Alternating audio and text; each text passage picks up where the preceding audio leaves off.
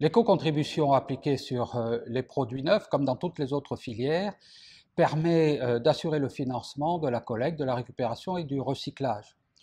Depuis le début de nos filières, dès 2009, nous avons appliqué le principe de progressivité, c'est-à-dire que nous adaptons les ressources aux besoins financiers de la filière pour assurer les opérations de récupération. Avec l'augmentation constante des volumes collectés, ajoutée à la crise du recyclage que nous connaissons depuis 2 ans, il se trouve que les besoins financiers de la filière ont considérablement augmenté.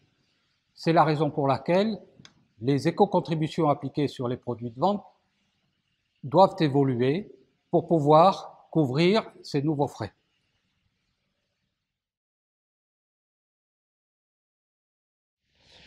Nous observons depuis 2018 une augmentation dramatique des coûts de collecte et de recyclage. L'élément déclencheur a été la décision de la Chine d'arrêter l'importation de déchets plastiques recyclables en 2018, provoquant un déséquilibre complet sur le marché européen entre l'offre en plastique recyclable et la demande. Les prix de reprise ont baissé, certains plastiques sont venus concurrencer nos plastiques agricoles, nous manquons donc de capacité, et du fait de ce manque de capacité, nous sommes amenés à constituer des stocks d'attente avant que des capacités se libèrent, ce qui augmente d'autant nos coûts logistiques. Depuis quelques mois, le phénomène a été amplifié par le ralentissement économique consécutif à la crise sanitaire, notamment du fait d'un ralentissement de la demande dans des secteurs habituellement très consommateurs de matières plastiques recyclées. On peut citer par exemple le cas du secteur de l'automobile, du bâtiment, mais également la demande en provenance des collectivités.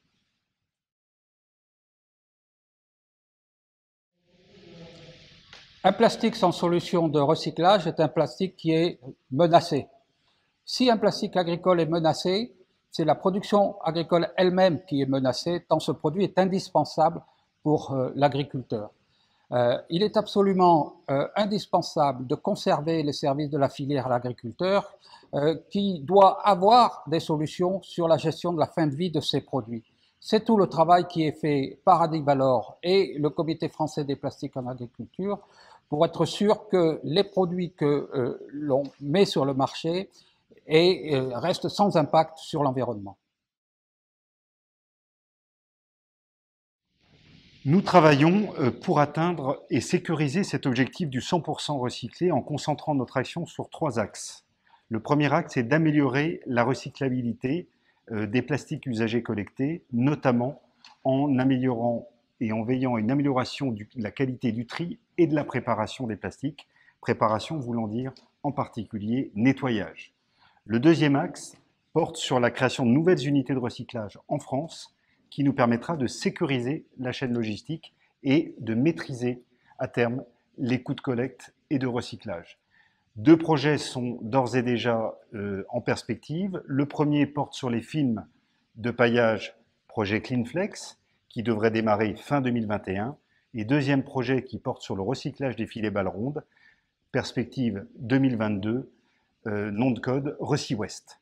Le troisième axe est l'augmentation de l'utilisation de matières plastiques recyclées, condition indispensable pour rééquilibrer offre et demande sur ce marché.